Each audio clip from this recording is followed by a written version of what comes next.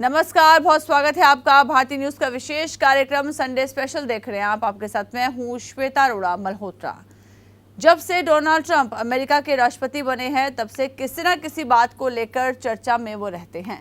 पहले टैरिफ को लेकर ट्रंप इंटरनेशनल मीडिया में सुर्खियों में रहे, तो ट्रंप का एक और फैसला सबके सामने आया है जिसको लेकर चर्चा लगातार हो रही है। दरअसल व्हाइट हाउस ने अपनी मीडिया पॉलिसी में बड़ा बदलाव किया है। नई पॉलिसी में रॉयटर्स, ब्लूमबर्ग और एसोसिएटेड प्रेस यानी कि एपी जैसी अंतर्राष्ट्रीय न्यूज एजेंसियों को व्हाइट हाउस के प्रेस पूल से बाहर कर दिया गया है। इन न्यूज एजेंसियों को प्रेस पूल में अब स्थायी जगह नहीं मिलेगी। व्हाइट हाउस का प्रेस पूल करीब 10 संस्थानों का एक समूह होता है। इसमें पत्रकार और फोटोग्राफर शामिल होते हैं। ये लोग राष्ट्रपति की हर छोटी बड़ी गतिविधि को कवर करते हैं। व्हाइट हाउस के मुताबिक अब इन न्यूज एजेंसी को प्रेस पूल में स्थायी जगह नहीं मिल पाएगी। व्हाइट हाउस प्रेस पूल की शुरुआत 1950 के दशक में राष्ट्रपति ड्वाइट आइजनहावर के समय में हुई थी। दरअसल राष्ट्रपति को कवर करने के लिए पत्रकारों की भीड़ लगने लगी। इससे निपटने के लिए पत्रकारों का एक छोटा सा ग्रुप बनाया गया। इसे प्रेस पूल का नाम दिया गया।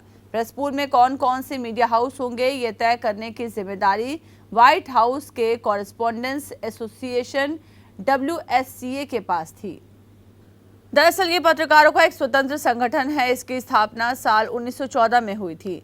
बाकी मीडिया संस्थान जो वॉशिंगटन से सीधे जुड़े हुए नहीं हैं, वे up to date reporting, video और ऑडियो के लिए इन्हीं न्यूज एजेंसियों पर निर्भर हैं।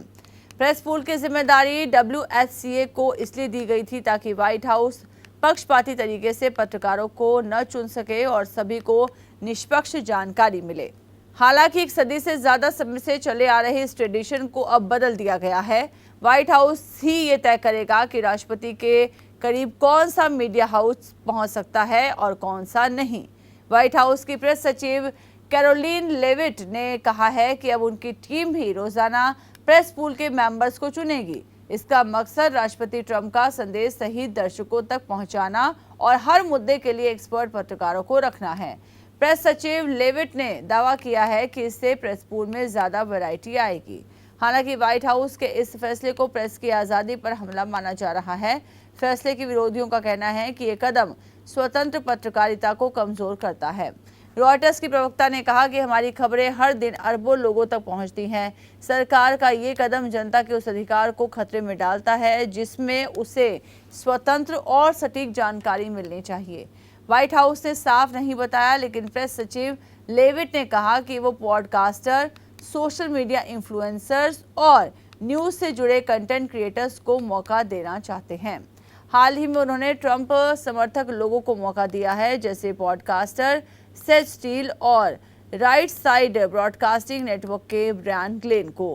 पहले केवल WSCA के सदस्य, जिसमें सैकड़ों पत्रकार हैं, वो ही पूल में शामिल हो सकते थे, लेकिन अब व्हाइट हाउस अपने हिसाब से लोगों को चुनेगा। व्हाइट हाउस और प्रेस के बीच सबसे पहले विवाद फरवरी 2025 में शुरू हुआ था, जब व्हाइट हाउस ने न्यूज एजेंसी AP को प्रेस पूल से बाहर कर दिया था। ऐसा इसलिए हुआ क्योंकि इस मीडिया हाउस ने मैक्सिको की खाड़ी को गल्फ ऑफ अमेरिका कहने से इनकार कर दिया था। प्रेस पूल से बाहर किए जाने के बाद AP ने ट्रंप सरकार के खिलाफ मुकदमा दायर किया। पिछले सप्ताह इस मामले में फेडरल जज ने न्यूज एजेंसी के पक्ष में फैसला सुनाया है। जज ने कहा कि ट्रंप प्रशासन ने न्यूज एजेंसी के खिलाफ बदले की कार्रवाई की। ये अमेरिकी संविधान में प्रेस की आज़ादी का उल्लंघन है। इसके बाद जज ने AP को ओवल ऑफिस और एयरफोर्स 1 में होने वाले प्रेस आयोजनों में दोबारा शामिल करने का आदेश दिया। बस अभी 12th खत्म हुई थी और अब आधे से ज्यादा टाइम ये सोचकर निकाल देते हो कि which career to choose. Well, in that case I got you covered. ये वीडियो एंड तक देखना, क्या पता I will just make up your mind. You must have thought of कोई बस ऐसा कोर्स मिल जाए जहाँ अनलिमिटेड जॉब ऑप्शन हो, क्योंकि मैं भी यही सोचती थी। जैसे कि journalist, news anchor, radio jockey, screen writer, video editor, event manager, graphic designer, सिनेमैट, photographer, director, public relation officer, entrepreneur. In fact इन सबसे भी ज्यादा जॉब ऑप्शंस चाहिए। तो just choose BAJMC as your career. BAJMC is not just about theory but plenty of practical knowledge too. BAJMC as a course आपको provide करता है world की better understanding, meeting और working with people of top notch industry। और सिर्फ यही नहीं, BHMC as a course आपको हेल्प करता है to grow personally and professionally too. So what are you waiting for? Choose BHMC क्योंकि इधर आपको मिलेंगी एंडलेस पॉसिबिलिटीज।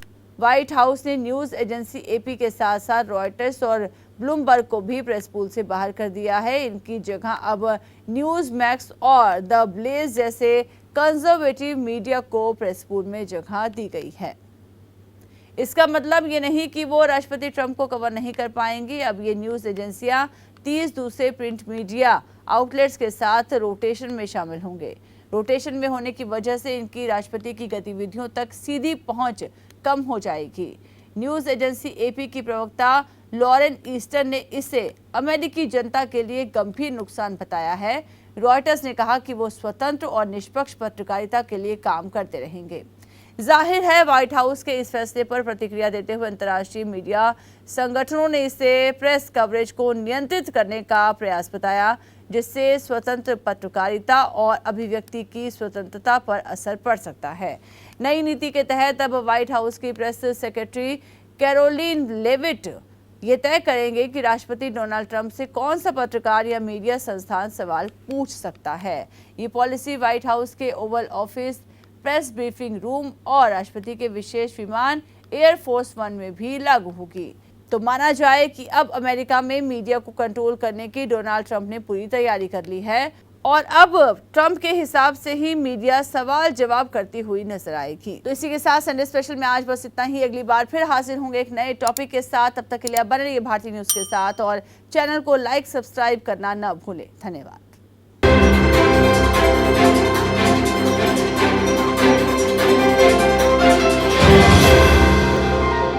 भारतीय न्यूज, सीधा, सटीक और निष्पक्ष।